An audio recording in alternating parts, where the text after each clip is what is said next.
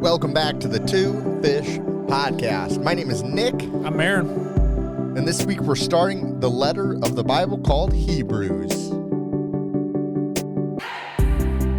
Hey, that's right, Two Fish community. We are back for another exciting episode, and we are diving into the book of Hebrews. We're excited to have you join us. Once again, we encourage you to go out and grab a friend and sit down and do this with them as well. After you listen to the episode, go through, read it. We like to describe it as campfire discussions.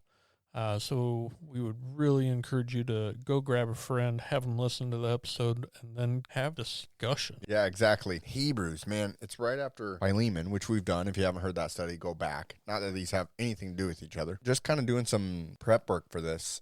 Hebrews, no one knows who wrote it. There's some theories. We've got some good guesses. And I think a lot of times you'll hear people say, oh, it was probably wrote by Paul, right? That's one of the more common names thrown out there because he wrote the majority of the New Testament, right? And his name gets thrown out there a lot. But if you dive into it and you listen to theologians out there, the people that like really dive into the roots of these things, they say it's definitely not Paul. It could have maybe been somebody that was following Paul. Yeah. But they don't believe it was wrote by Paul. And I just of the books that we've done that Paul has done, which we've done a lot of them. I said Philemon is the book right before it. Verse number 1, Paul, prisoner of Christ, and Timothy, our brother, to Philemon. Almost every single one of his books, there's a specific greeting he does. He says, this is who I am, and this is why you can trust me. Right, and one of our last studies, oh boy, you bring that up. I wish I would have been ready for this. He actually points to, this is me writing because of the way I write my letters. Yeah. And so you can come to Hebrews and you can conclude that it's likely not Paul because it's not wrote like Philemon or the letter to the Corinth or any of those other letters because it doesn't open the same and it doesn't close the same. And really, it doesn't even feel the same. And we've done Philemon. We've done all the way to Revelation. We didn't do Revelation. We've done a lot of these last books. We skipped Hebrews on purpose because it's written different. It's just a different style of writing. And to me, when I read it, I'm like, this is going to be a lot harder in my mind as we go through this. And so this, just forefront here, this is going to take us longer than a normal book. And I don't think that's a bad thing. It's just going to take longer. And we're not going to do it straight. We'll get some other episodes in, some topical stuff. And we got a couple other things planned that we've had planned in our minds for a long time, just haven't executed on it. But this is going to take a while, even just this first chapter. Well, I guess let's just get into it. Yeah, I think where I was hoping you were going with that was a lot of Paul's other letters are wrote to the Gentiles. And this letter was not wrote to Gentiles. It was wrote to Jewish, what do they call them? Jewish converts. So he's writing to a devout Jewish community that had split. Didn't dive into this too much, but they had split off and they were kind of their own community. But they had, similar to Paul, they had the really Jewish background where the Gentiles were not that. So this letter, and partially, is probably wrote different due to the audience that it is being wrote to. Yeah. That does not mean that it does not apply to us today. I had the thought as we were preparing for this, maybe it's for, in today's terms, the more established Christian. It was a thought I had, but it applies to all of us. I don't know if that's a good thought or a bad thought of how to relate to it, but I think it was definitely a Jewish community and not a Gentile community. And I think the problem, and I can see myself in that situation, is God spoke through prophets, and then all of a sudden he goes silent. God goes silent, doesn't talk to anyone for like 400 years, I think the number is. And then all of a sudden, Jesus comes along, and Jesus says, hey, I'm the one you guys have been waiting on. And for 400 years, these generations of Jews have just gone along with the status quo and the culture of, well, this is what the Old Testament said we need to do. And then all of a sudden, here comes someone that says, now you can do it differently. I think that'd be a struggle. I would struggle with that. If it's something I knew deep down, this is the way God has asked me to do, sacrificing for sins. I've learned my whole life this is what, and it's biblical. And then all of a sudden, here comes this guy named Jesus saying, I don't have to do that anymore. And yes, Yeah. there's signs that point to Jesus is the answer, and they should have known it. And a lot of them did know it. You know what I mean? They came to accept it. I think this is just a hard time period where Jesus is saying, okay, now we're moving on to something new. We have a new covenant. And so these are the Jews that have converted, but they're probably still struggling there. So let's get right into it. We're 6-7 minutes in. Again, I'm reading from the ESV or Die version. What do you have tonight? What is that thing? The NIV Every Man's Bible. Oh, nice. And it looks like, never mind. It's an old Bible. It looks like every man has handled it. Oh, my goodness. That's funny. All right, here we go. Hebrews chapter 1, verse 1. Long ago, at many times and in many ways, God spoke to our fathers by the prophets. But in these last days, he has spoken to us by his Son, whom he appointed the heir of all things, through whom also he created the world. He is the radiance of the glory of God and the exact imprint of his nature, and he upholds the universe by the word of his power. After making purification for sin, he sat down at the right hand of the majesty of on high, having become as much superior to angels as the name he has inherited is more excellent than theirs. All right, we'll stop right there. Yeah, I think the first thing I want to go back to once again is, like, this clearly doesn't open like a Paul's letter. Yeah. Right? This guy just, like we often say, here comes Paul with a hammer, right? Whoever wrote this, he just came with a hammer. There was no warning. Yeah. Like, I'm going to tell you who Jesus Christ is, and this is your God. Yeah. Again, like I said earlier, prophets, God spoke to prophets, and then Jesus came. And there's so many people that want to take the Bible and say, okay, it's not for today, or it's not true, or it's not true, or we can't. Like, he lays it down right here. He says, whom he appointed the heir of all things, through whom also he created the world. And right here he's saying he is the radiance of the glory of God and the exact imprint of his nature. Like, Jesus is God. He was there at the beginning when God formed the world. John 1:1 says, in the beginning was the Word, capital W, talking about Jesus, and the Word was with God, and the Word was God. And the writer of Hebrews is doubling down on that, saying he was always there. God spoke through the prophets, and then he sent Jesus, his Son, and now he's speaking through Jesus. And then he gives the purpose. I mean, there's so much here. He gives the purpose for Jesus. He says, after making purification for sins, he returned, sat at the right hand of the majesty on high. What was the purpose of Jesus? He came to purify sins so that these Jews who he's writing to no longer have to do sacrificial things for their sins. Yeah, Jesus was the sacrifice. Ultimate. Verse 4 said, having become as much superior to angels as the name he has inherited is more excellent than theirs. How does your Bible read there? Verse 4. I was still hung up on verse 3. All right. But, I'm just hung up. The sun radiate God's own glory. Ooh, that's a good way to say it too. Yeah, that's how mine reads. Yours was a little different. My verse 3 was, he is the radiance of the glory of God and the exact imprint of his nature. The sun radiates God's own glory and expresses the very character of God. I don't know, that's just powerful. That's a powerful way to describe something. Yeah. And in your opening paragraph to your thesis that you're writing to a community, and that's I'm just going to tell you where I'm coming from. Yeah. And this is where I'm coming from and what I believe. And this is what you should believe, right? And then verse 4, mine reads, this shows that the Son is far greater than the angels, just as the name of God gave him greater than their names. Because angels are created beings. And here he's the exact impression of God. He radiates God's image. So clearly he's above. The writer, he was doubling down on the fact that he is above even angels, which a lot of these Jews having converted. You think about Paul, he was Saul. He did not believe in Jesus, that Jesus was the Messiah.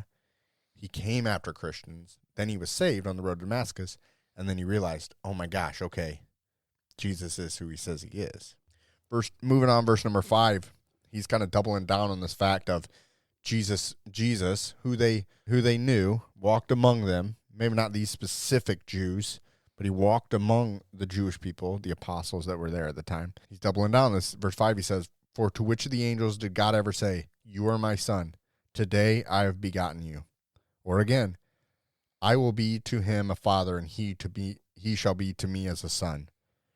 And again he brings the firstborn into the world. He says, 'Let all God's angels worship him.'" Stopping right there, he's clearly putting Jesus above heavenly beings. He's saying God clearly puts Jesus above heavenly beings or angels. Yeah.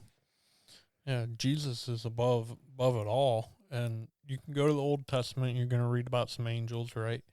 And like the whole concept of Satan is he's a fallen angel, right? Yeah. And this writer is just saying, look at these. God said, "You are my son. Today I have become your father." That immediately puts him above all other thing. And then he says, "You will sit at my right hand." You will sit at the right hand of God. Nobody else. There's not angels sitting there. There's not angels sitting there.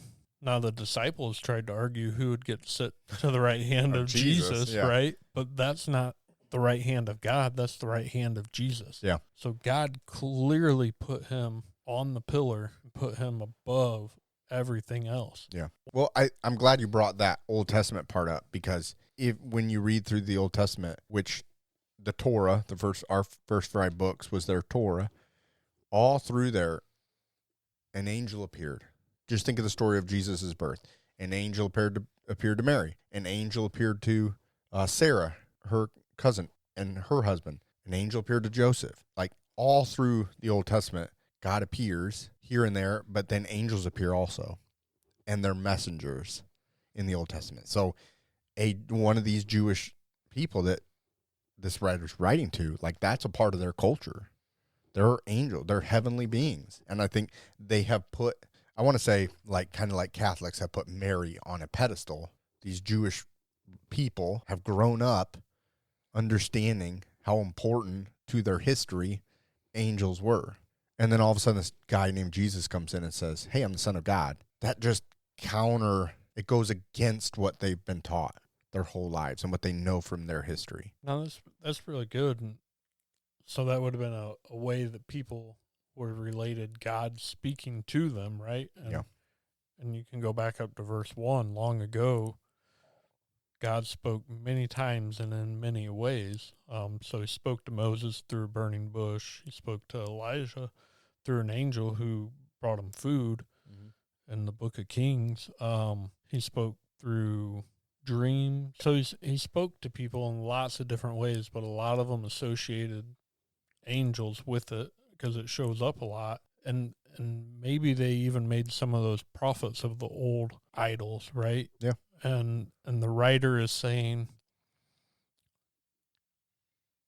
he's not saying Jesus was an angel. He's saying Jesus is far greater than the angels that you currently, I don't know if they worshiped them, but they clearly thought very highly of them. And this writer is saying, no. Whatever you think of them, you need to bring this guy up 5 notches above whatever you think of them. And I think the example there, verse 5, when did God ever say, "You are my son," to an angel, "You are my son"?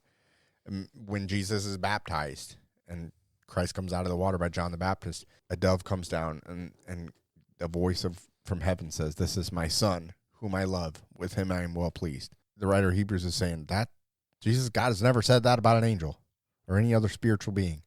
It's just, this is another level. Yeah. He's just trying to hone down on the fact that there's a order to holiness, and Jesus is right up there at the top.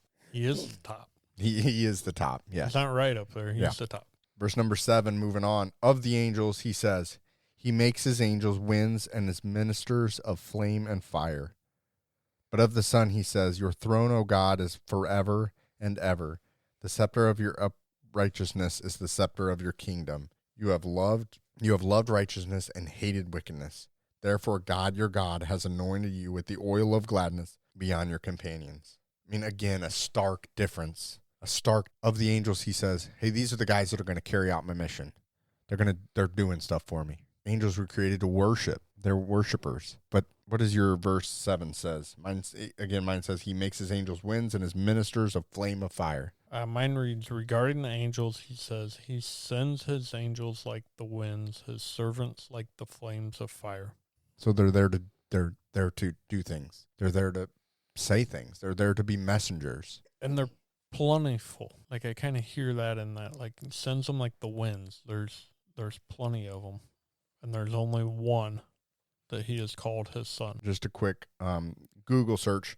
The Bible says myriads of myriads, or tens of thousands times tens of thousands of angels. There's legions of angels. So you're talking 100 million plus, just those quick numbers added there, of angels. And of all them, Jesus is above them. That's pretty crazy. Verse 10, he also says to the Son, in the beginning, Lord, you laid the foundation of the earth and made the heavens with your hands.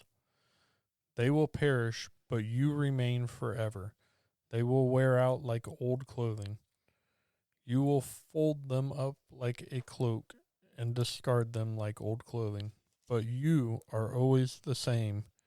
You will live forever. God never said to any of the angels, sit in the place of... That's so good. I referenced John, the Gospel of John.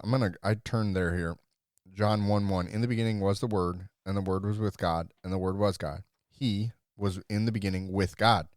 All things were made through him, and without him nothing was made that has been made. In him was life, and the life was the light of the man. The light shines in the darkness, and the darkness has not overcome it. I really think that's pointing to what he's saying right there. You, O Lord, laid the foundation of the earth in the beginning. There will perish, but you will remain. Your years have no end. You will remain forever. Yeah. They will wear out like old clothing. Talking about the heavens and the earth. Like, it's all going to fade away, but you will remain. And he's never saying that to angels. Angels, prophets. He didn't say that to Moses. Yeah.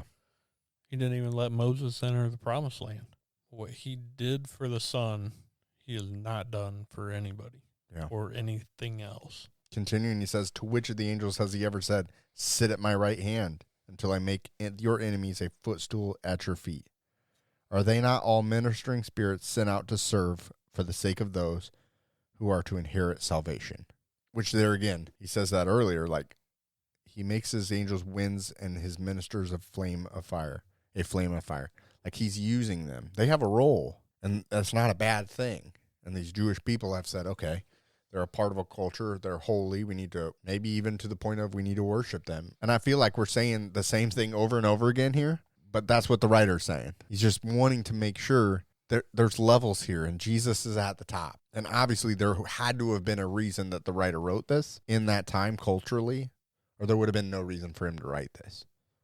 So these Jews were dealing with a kind of a hierarchy problem here. Yeah, I think so. This is where it gets complicated, right? So this guy specifically wrote to the Jewish, and he has a very, very good knowledge of the Jewish community and the Old Testament, right? So you can dive into this and you can go pretty deep into this chapter 1. But when you break it down, who are you putting above Jesus? And I think of today's modern society, and I think of idols with this. I think people put their preachers or their pastor above what they should. And I feel like people, and this isn't it's not a knock on Catholics, because I see it in the Christian community too. I got to go to the leader in my church and have them pray for me. Yeah.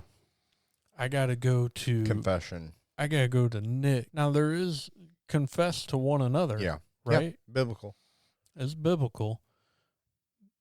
But you don't have to go to that person to have a relationship with Jesus. Now, it's not exactly what this guy is pointing to, but I feel like that's what he's saying here is Jesus is far greater than any of these angels or the prophets. He's far greater than Peter or Paul, Isaac, Moses, Aaron, name them all, right? Mm-hmm.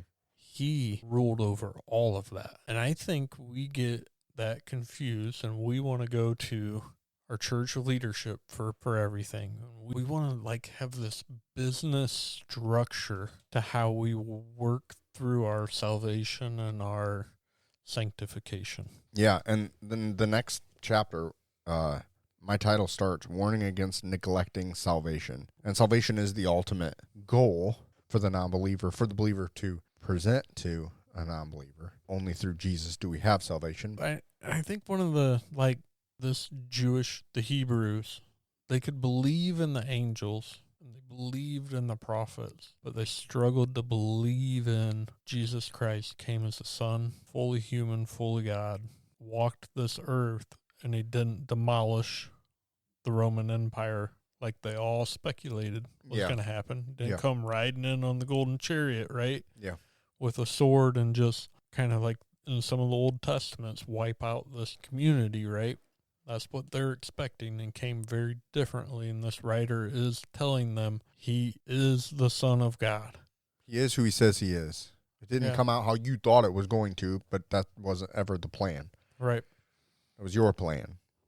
And oftentimes, I think in today's society, we still get that all wrong. And part of that being that we see this hierarchy that, well, we got to go through the food chain. Yeah. Right? That didn't match up with what their belief was and how it was going to happen. To today, I think we still struggle with that. And the fact that we think we got to call upon the angels and we got to go have Billy Bob Joe pray for us because he has the gift of whatever. And, like, you just need to cultivate that relationship with Jesus. Yeah. And I think there, again, we said this a few minutes ago, there is a place for that. There's a lot of biblical things that say, go to your brother and confess. Go to the elders of church and have them pray over you when you're sick. Like, there are biblical things, and I think they were maybe there's a group here that this writer's writing to, and again, I think today even there's a group of us, and sometimes I'll lump myself in there. My chapter 2, the first heading there is warning against neglecting salvation. That is the most important thing. These Jewish people have a history and a culture of following the rules and going by these rules and going by a hierarchy. And I think the goal and the point of Christianity is it's about Jesus. Yeah. It's salvation through Jesus alone. All this other stuff doesn't matter. It's good. It's good for you. You'll show fruit from it, but don't forget about the point was salvation. Don't go back to, well, I need to pray to Mary or I need to pray to an angel because they're Jesus is sitting at the right hand of the Father. And that's where we get our salvation from. And we'll go into more of that next week because chapter 2 talks a lot about our salvation. But I think there's a group here struggling with rules and with where their sights need to be set on. Once again, like, this is definitely, it is a letter in my Bible. This is how it's described. It has a section here. Once again, this is the NIV, Every Man's Bible. It says, who wrote it? We don't know. Probably not Paul. Style is quite different. The author was certainly highly educated with a thorough knowledge of the Jewish religious practices and the Old Testament. Yeah. But that doesn't mean it doesn't apply to today. But you could take this chapter and you could break this thing down and we could probably make 3 to 4 episodes out of it, because you could dive into, well, how did God speak to our ancestors? Like, we just briefly hit them, right? We named like 3 or 4. He spoke through a burning bush to Moses. He spoke through dreams. He spoke through angels. There's a whole various ways that he spoke to people, and then you can break down each one of these. You are my son. I will be his father, and he will be my son. Like, you can go into those verses. Like, you can really take this thing and you can really break it down. But as we spoke to, one of the key concept is over and over in here. It is that Jesus Christ is who he said he was, and he did the things he said he came to do. Yeah, it kind of feels like we said the same thing over and over again. Because we said that too. Yeah. But I'm just looking ahead. Like I said, talked about salvation in chapter 2, but then chapter 3 heading, Jesus is greater than Moses. Chapter 5, Jesus is greater than the high priest. Chapter 7, Jesus compared to Melchizedek. Like the writer of Hebrews is making sure that this group knows Jesus is the one. And we'll break it all down as we go through Hebrews. It's going to take us a while. This is a little bit bigger book than the other ones we've done, and there's so much in this. So make sure you're subscribed. Make sure you follow wherever you're listening to this. Share it so we can get it out to as many people as we can. Share it with the person that you're going to follow along with us with, so that you can have discussion after we're done. Thank you so much for being a part of the Two Fix community. Next week, we'll be back, Hebrews chapter 2.